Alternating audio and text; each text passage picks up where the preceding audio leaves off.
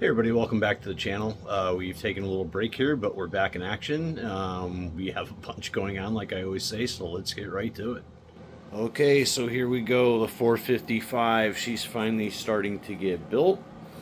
I left the valve covers like that because, I'm not sure if I want to go stock, which I'll restore those if I use them, or if I'm going to go tall Pontiac valve cover with the 455 high performance. I'm not sure yet, so if you guys would like to leave a comment, tell me what you think. I'm not sure. Like I said, this car is going to be a little bit modified, not sure which way we're going to go with that yet, but the motor's coming together. As you can see, we'll pull off the valve cover. Heads have all been rebuilt. So let's talk about what we have here. We have the Summit 2802 cam right there. It's not tightened down yet, that's why it doesn't look right, but we got the Summit 2802 cam. We have the brand new rockers. I'm sorry, brand new hydraulic lifters. We have the used push rods and the used rockers from the 77-400 from the Gas Hog. We also have this oil filter housing from the 77 Gas Hog. These 4X heads are completely from a different motor, but they are 4-barrel heads, and that's where we'll gain the compression and gain the power. Now here's one part that I'm struggling with. So we'll get down here. So as you can see, let me see if I can get this right here. I got a little bit more slack in the timing chain than I'd like. This came off my 69 350. So what we're going to do there is we ordered a new timing chain, and we're not going to take the chance. I don't want the timing jumping around on this motor, or I don't want to be 10,000 miles down the road and then I have to replace the timing chain with it in the car. So that would not be good. So everything soaked in the old purple power over there for overnight, and everything looks nice and clean. We've got some let's see if we can get to it here. Cam and lifter installation lube. Stuff is really sticky, so that's on all the lifters. That's at all the connections here, the connections here, the connections here, and it's coming along pretty good.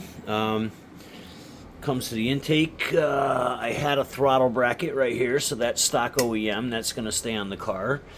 And down here, I had to go out and buy a plug because there was some kind of funky contraption on here. So now that's plugged off, and I had to buy a neck because it was the wrong style neck. So the intake is all set. The exhaust manifolds are painted and they're all set. What else can we show you here? The 3 different colors of Pontiac. So we have, if I can find that plate. Alright, so we have one Pontiac blue here. We have another Pontiac blue underneath it. We have a different Pontiac blue here. Different Pontiac blue over there. As you can see, the oil filter housing is a different colored Pontiac blue. The valve cover, as you can see, is a different colored blue. So trying to show you that there's a lot of different Pontiac blues here. And if we take a look at this right here,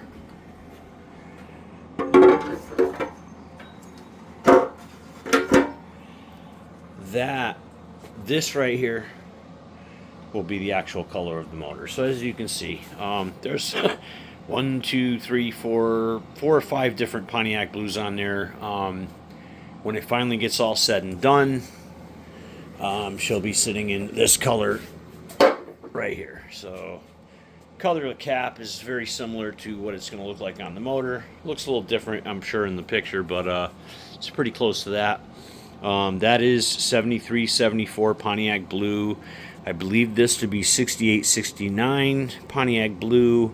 I believe this to be late 74, 75 Pontiac blue.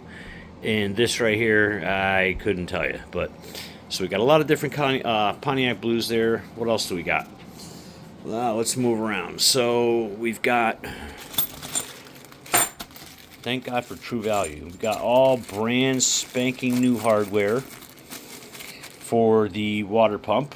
Like I said, I wasn't even going to mess around with Home Depot. I went straight to True Value and we got those. So these have all been tapped out with a tap. These are all going to receive new bolts, all 6 of them. We have the timing cover over here. Yeah, it looks a little bit old. And this right here had a bolt coming all the way through it back to here. So what we did, let's see if I can show you. Is it this one or the other one? Alright, so if you can see down in there, there's a heel coil. You see that little tab at the bottom. So that will stop the bolt, and this will hold the water pump tight, and it will look pretty OEM, and you won't have a nut coming on the backside. This is going to be the water pump, the flow cooler. It's an expensive piece, but we're going to use it. It does provide better cooling than the stock OEM. Yeah, you might see in the bucket back there is a tilt steering column back there that eventually I will restore, and it's going to go in one of my cars. Haven't made that decision yet. So we're moving right along. Let's come over to this piece of junk now. Alright, so here's the daily driver, the MDX. We quoted about $1,500 to do the AC compressor from Acura. So of course we opted to do it ourselves. As you can see, the whole front bumper had to come off the car. Quite a little bit of a nightmare job, but to make a long story short, bought a Chinese compressor off of Amazon, and it doesn't work correctly. The compressor won't cycle off, so I have to do this job again, which is all from underneath the car, which is kind of a pain in the ass, but we're going to do it anyway. So, yeah. This is when you try to save money of not bringing it to the dealership. So, you know, luckily I have all the right tools. I have the tensioner relief tool right there. That works really great. As you can see, we look overcharged right now, but when we start it up, it's at the right level, and the compressor will not kick off. And there was a couple times it was smoking pretty hard. So that's where we're at with this. Here's what the compressor looks like. Here's what the clutch, if I can get this right, thank you. Alright, this is what the clutch looks like. This obviously goes on here, and I wanted to take it apart. I was considering maybe slapping this clutch onto that compressor, but considering, you know, I paid $140 or whatever off of Amazon, we're just going to return it, and then I've decided to buy a remanufactured piece from eBay. That is an OEM part, so it'll be an Acura part. It won't be a brand new Chinese remanufactured part, and we're hoping to make more progress with that. So yeah, this is you know, one of the reasons we get sidetracked and don't work on the Blackbird every day, but yeah, we're trying to get this done. So we'll take a walk and we'll see what else we got going on in the other garage. There's a few things going on in the other garage. Let's take a look.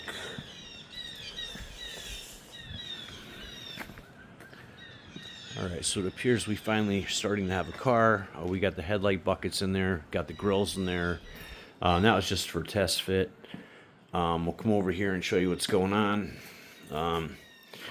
We have sanded our first layer here. I'm probably going to do another skim coat of Bondo here. Get that all flat, and then we are going to sand all of this, the whole dashboard. We're going to sand it down, decide whether we're going to make it black or red. And that's where we're at with that. So it's coming along. Like I said, we got the shroud. We got the fan in the other room. You know, I started looking at this, and to me, especially with the black trim here, right here, this to me looks like it came out of a Bandit car, because it is got the gold on it, and it does have the black trim. The regular Trans Ams have the silver trim right here, and there's something else I wanted to show you real quick. besides the fact that my one of my Amazon cheapy lights went out. Yeah, unfortunately, so I got to buy another one. But what I wanted to show you here is, see all the yellowing here? Here. You can clearly see it here, around here. Okay, and this is a early 70s because the bird is, I don't know if it's 70 only, but the bird is on the right side of the dashboard. So I want to go show you, we're going to go take a look at something. Of course, something I learned off of YouTube, which sometimes can be a great learning tool. But as you know, I don't do tutorials. I want to show you something real quick. So I redid this right here. And as you can see, there is no yellowing on that anymore. I have not buffed it or tried to take any of the grime, or if we get in real close, you'll see like little rust spots here and there. That's not a rust spot, that's a hole for the bird. And as you can see, the bird here is right next to the gauge and not far over here. So this is a 73-74 bird, a dash for a 73-74. And what I think I'm going to do with this, so let me tell you how I got it like this. We took some lacquer thinner in a rag and we wiped off all the yellowing, and it was that simple. I went very gently. It didn't wipe off any of the turned aluminum swirls. So what we're going to do is we're going to put a nice coat of gloss on that, and when we do, I will rivet the top in back here, because there's a top piece that holds the dash up into the dashboard, and that's going to look mint. And like I said, that's minimal investment. Took me about 10 minutes to wipe all that stuff down and get all the yellowing off it. Looks fantastic, so really happy about that. We made some progress there. Of course, the drive shaft's sitting there, and the big old yoke is sitting there, and I think we've gone over this before. You can see there's a huge difference in size there. So that's going to happen. And that will happen when we get the motor in the car and we go to fit the drive shaft, and we know we're going to have to cut this drive shaft and shorten it because of the nasty whammy jammy transmission down there, which has the shifter all set up. We're pretty much good to go. We have everything we need. What else? The shocks have come in. I am waiting on some specialty things. I'm waiting on some dowel pins for the timing cover, which go here and here and keep the timing cover in alignment. We've got a timing chain coming. We've got a sensor coming for that big hole down there in the intake to the far right of the intake. We got a sensor coming for that so we can run the stock temperature sensor gauge. And other than that, there's a few other parts that are coming. But other than that, we have everything. And I do say everything we need, including the gasket kit up there, as you can see under the valve cover. Everything we need to reassemble this motor. I've even got the oil filter coming in. We should be in fantastic shape. Within the next week or so, I'm pretty sure this motor will be fully assembled. Probably get it off the stand. We'll get the pilot bushing in it. We'll get the flywheel on it, and we'll get the transmission buttoned up. And hopefully within a couple weeks here, this is going to get dropped into the car, and we're going to get this puppy fired up because we got a lot of people very excited and really wanting to hear this motor and take it down the road, see how it feels. Might be a while before we do that, but we're definitely going to be breaking it in within the next, definitely within the next month. So I'm going to keep the video short. Like I said, I took a little hiatus. I'm not a paid channel. I've got other things going on, work. I was working nights for a little bit. So, we're back in business. We're on days for a few months now, and hopefully we'll get a lot more accomplished. And, if we can get this piece of junk fixed, then, we can spend a lot more time on this. And that's what we need to do. We're looking forward to it, really looking forward to get it fired up, looking to share all that with you. And for those of you who, thought the channel was shut down or whatever, no, the channel is not shut down. We just took a little bit of break, and we are back in business. So hope you all had a great weekend, and I'll leave you with this as I always do. Pontiac power forever. Peace.